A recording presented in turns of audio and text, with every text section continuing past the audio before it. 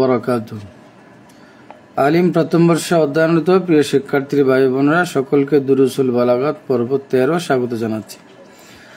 আমরা গত পর্বে আলোচনা করেছিলাম বালাগাতুল কালাম নিয়ে। বালাগাতুল কালাম সম্পর্কে আমরা জেনেছি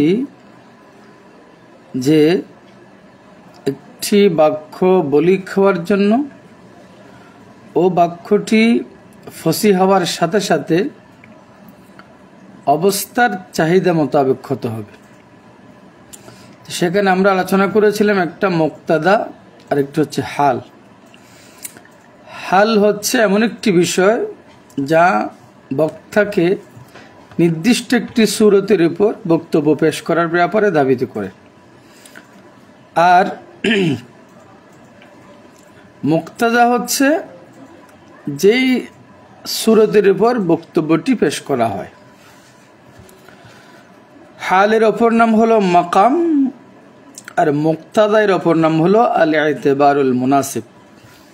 তো আজকে আমরা মিসাল দিব। মাসালান আল মাদহু, যেমন আল মাদহু প্রশংসা। প্রশংসাটা এমন একটি অবস্থা যা ইবারতটি দীর্ঘ হওয়াটা চায়। আমরা যখন কারো প্রশংসা করব তখন যার প্রশংসা করি উনি চাইবে আরেকটু বাড়িয়ে করুক, আরেকটি বাড়িয়ে করুক।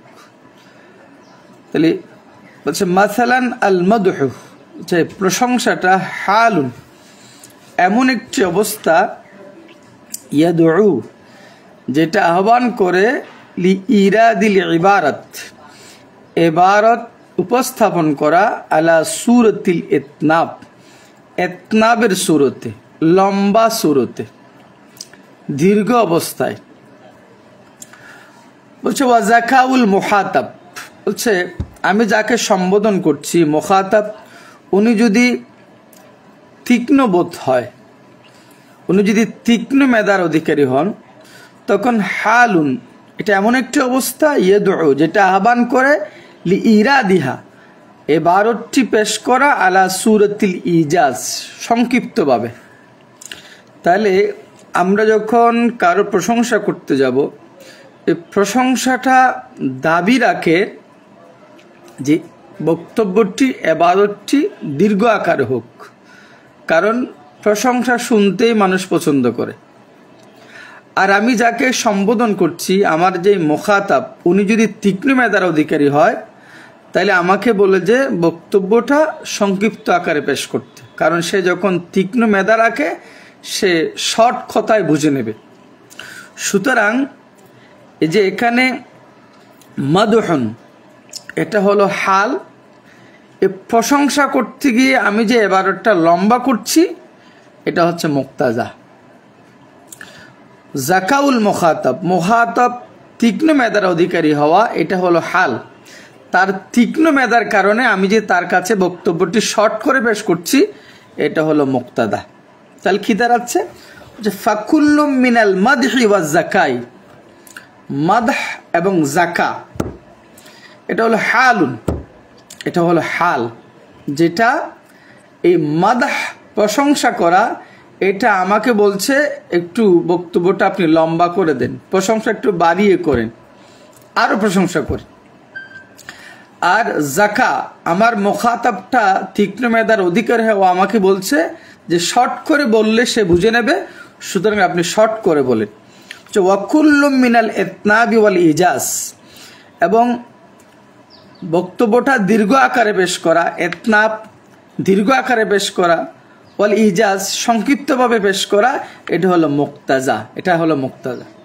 তাহলে মাদহুন এটা হলো হাল, মাদহুন করতে গিয়ে, প্রশংসা করতে গিয়ে আমি বক্তব্যটা যে দীর্ঘ করছি, ইতনাব এটা হলো মুক্তাজা।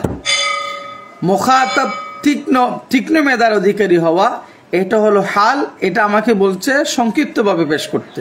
তাহলে জাকাউন এটা হচ্ছে হাল, আমি যে সংক্ষিপ্তভাবে পেশ করছি এটাকে বলা হয় মুক্তাজা।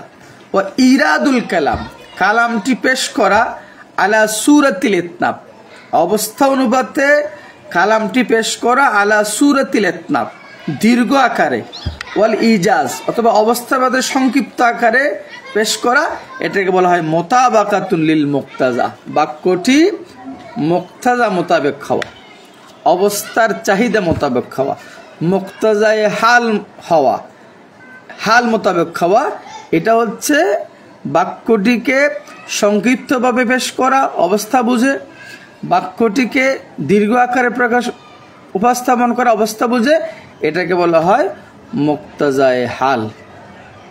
সুতরাং আজকে আমরা বালাগুতুল কালাম সম্পর্কে জানলাম এবং মুক্তাজা কাকে বলে, হাল কাকে বলে সেটা সম্পর্কে জানলাম।